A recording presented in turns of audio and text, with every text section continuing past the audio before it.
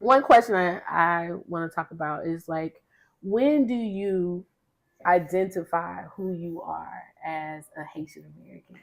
And I'm asking that because I want to tell the story. I have one of my college friends, and I want to talk about my awareness that everybody ain't black, the Black American story like me. Like, I'm from Atlanta. This idea that we were all enslaved persons in America, and the stories that we resisted Christian nationalism or the KKK. And as a Black American, I only have kind of two languages. Well, I say as a Southern Black American, I only got two languages. I got, Ebonics, and I got, code switching into this English American form that I have to perform when I'm in, in these particular systems. spaces. Yeah. Yeah. So it wasn't until I was in college that I was riding with my homeboy, and his mom answered the phone, called his phone, and then he started speaking in Creole. And I was like, yo, like, what language is that? Like, who are you? And I actually had the same, I think, similar journey with you. I think your mom called, and then that's how I knew you were Haitian. Like, so tell me, like, when do you say that? Do you feel like you need to say that, or? Yeah, I think, so thank you for allowing me to be a part of this conversation. I think it's a very important conversation, like this war of the diaspora. I'll let you know my stance on it. I think is it's strategy for those power that be to divide us, right? And so when you have systems that want to take out, our history, erasure culture is very real. I see how this generation, our generation, are trying to preserve it through various platforms, which I welcome. I mean, I'm even learning. I'm still learning about myself through cultural history. I don't typically, I feel like, to answer your question, I feel like I don't need to announce myself because I am, right? And I say that because I'm always repping it. Like, if you don't see me say it, like, I am repping it aesthetically, how I carry myself. It's no shame. There was a time, and I'm not going to lie about that, Haitians got a bad rep. I was born in the 80s, and it was hard to say that you're a Haitian, because if you were Haitian, automatically you were the one that came with AIDS, or, you ate cat, which I have since learned that there are some parts does. It's a delicacy, right? And so, you do voodoo. I know nothing about voodoo, but it's part of our. That's not true. I do know some things about voodoo. I have since learned some things about voodoo. And though I am not a practitioner, I don't practice it. That's not my foundation. There are some assumptions once you say I am Haitian that I think some may hesitate. Not that they're not proud. It's just that they don't want to have to deal with all the computerization that happens in someone's mind about who they are. I mean, that's no difference to what's happening in queer community, right? And so I don't think, I think aesthetically some people can show up as a particular way, and people can make their assumption based on how they show up. But I was one that people were often surprised when they learned I was Haitian, right? Because I was born in America. I'm very much Americanized. But when I tell you I rep IET hard, I rep it hard.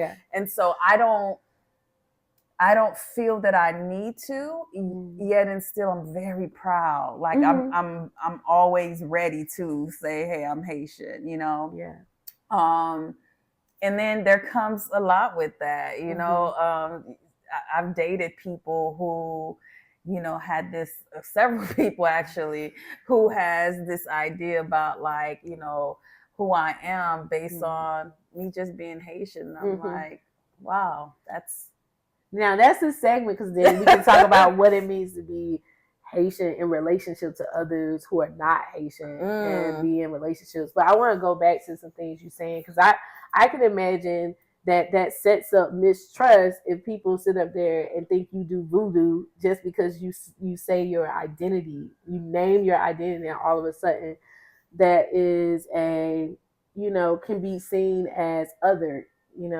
especially for Black Americans who practice Christianity, and who have moved away from their African practices, or who do not have any connection to their African practices. It sets up this othering within the community. And so there's this sense of, I think that Black Americans feel betrayed in that moment, that maybe they're not like me, they're like them and not like us, or it's us and them. And I'm not, I as a Black American, I've heard certain things. I told you how my grandfather used to say, now he talked about all immigrants in this way in some regards. He would say, he didn't eat Asian food because he felt like it was cat or dog in it. So he never specifically talked about Haitian Americans, but he felt like in Asian cultures that they use cat dog. And we love Asian food. I love Asian food. I was like, I don't know why y'all eating that. That's the stuff he would say. Now, my grandfather served in the war and he served overseas. So I'm thinking that in essence, when there was poverty, there maybe been some things. I don't know. This is by me trying to think through that thing. But as a Southerner, we eat squirrels, possums, rabbits, so we eat all this exotic food. So gator, frog. So we eat a lot of things that are not on the table. I just learned the other day, man, when I was in Miami and we had this cold chills, iguanas was falling left and right. They call iguanas people from I want to say Venezuela and different Ecuador, maybe, they call it chicken of the tree. When I tell you people were out there picking up these damn iguanas and really sauteing them. I think even people from Trini, forgive me if I ain't got it right, but the one girl I was watching YouTube, she was like currying it, and she was like, putting some Indian spice on the jar. So I think we need to move away from that. Right, exactly. Like we are carnivores. We are humans and we eat meat, apparently, and it don't matter where it comes from. We kind of eat. Cannibalism, they eat each other. I'm just saying. There's reports of eating strange food. I'm just gonna name that. Let's call a thing because let's say global destruction happens, right? So and it gets cold, and I'm in Miami, and I need something to. I'm just saying, I'm gonna eat what's there. I'm just saying, I'm gonna eat if I'm hungry, and somebody who eats, I'm gonna eat.